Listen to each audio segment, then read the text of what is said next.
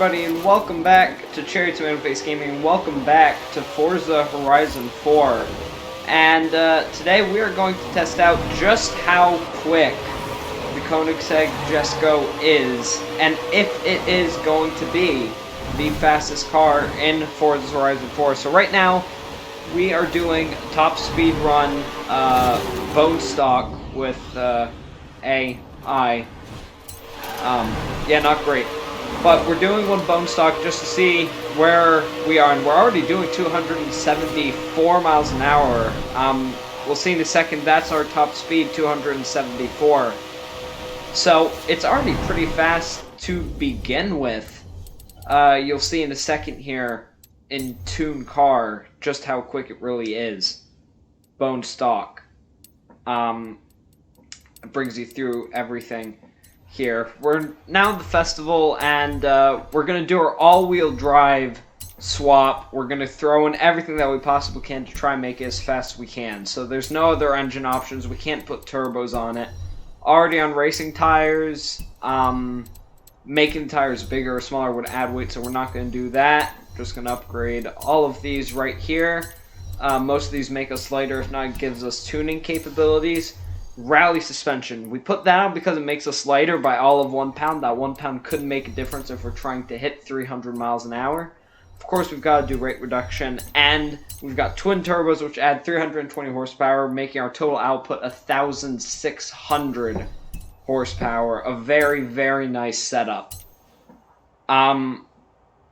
Right after this here, what we're going to do is go into tuning. And we're just going to go ahead and see. Our top speed's kind of short because of how the tuning is. If we just extend the gears a little bit, which is what I'm doing right here, you'll see we'll start going 293. I think we get up to 296 at one point on here after I mess around with it a little bit. I also went in afterwards to mess around a little bit with our springs because we are on rally suspension, so I would like a bit of a stiffer setup. It makes for easier control, so I did stiffen things up just a little bit, not too much.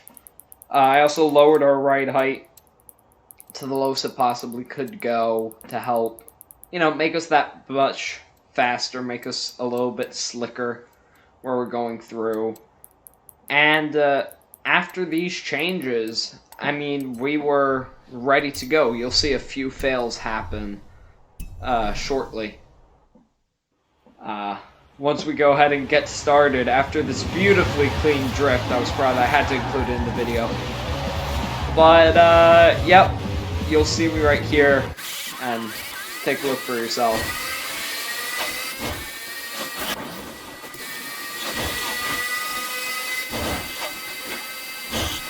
Moral of the story, don't do it with AI. So then I was like, alright, we need to do it without AI, so I found a thing. You can see what I did to go look at one blueprints. I searched up top speed in hopes that I could find something, and well, this was the result. Yet again, it was rather pathetic.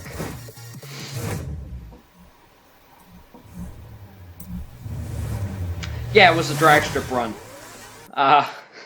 So that didn't fly. So then I finally found one that worked.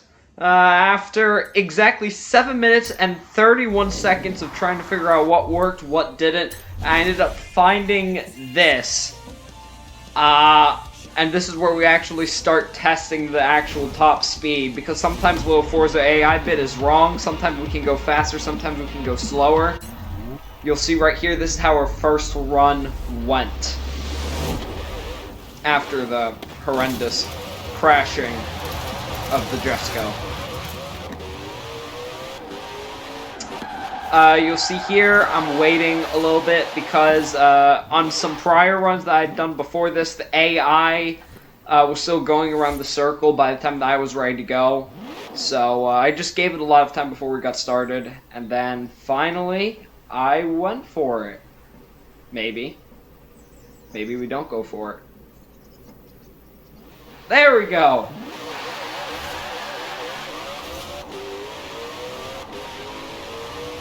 I was surprised actually because I was able to nail the jump first time here. But you can definitely see the rally suspension right there. It's a bit on the looser side, but I don't know. I found out after a few of my runs that by the end of this tunnel, I want to be at around 290 miles an hour in order to have like a standing chance at getting close to 300, and that's actually one of my faster runs right here. We'll go ahead and see. We hit around 295 there. We rewind. I think I was able to squeeze an extra mile per hour. You see there, we got a 296. This was our second run right here. I'll try not to talk as much for this one.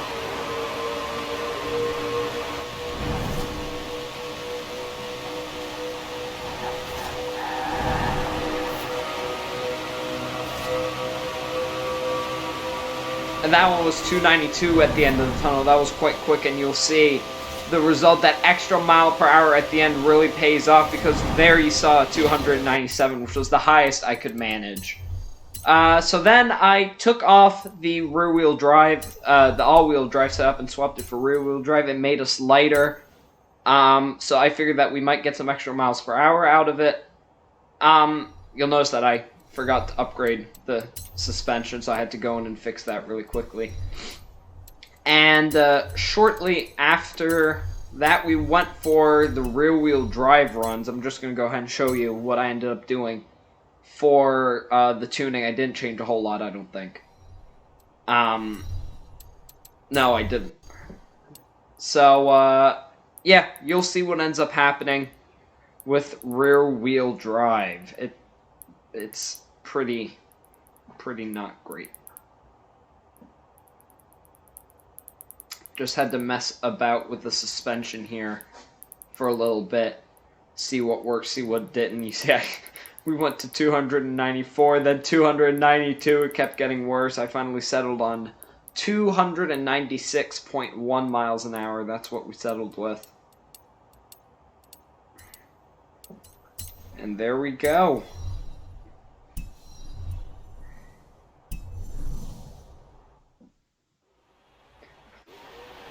And then here is the first rear-wheel drive attempt.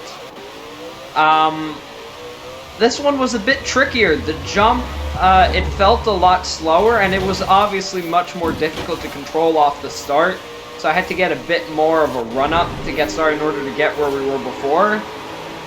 But definitely early on, the car is faster. You can see through the beginnings, we're much higher miles per hour than we were before, but here you can start to see everything slow down a little bit. It's barely 290 by the end of the tunnel, and at the the first curve here, you can see our marker. We can barely hit 295.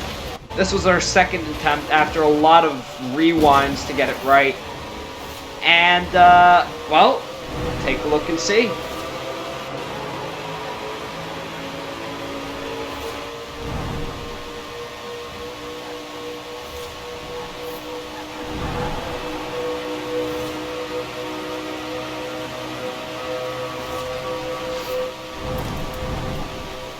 And you can see right here, we are going to hit 295.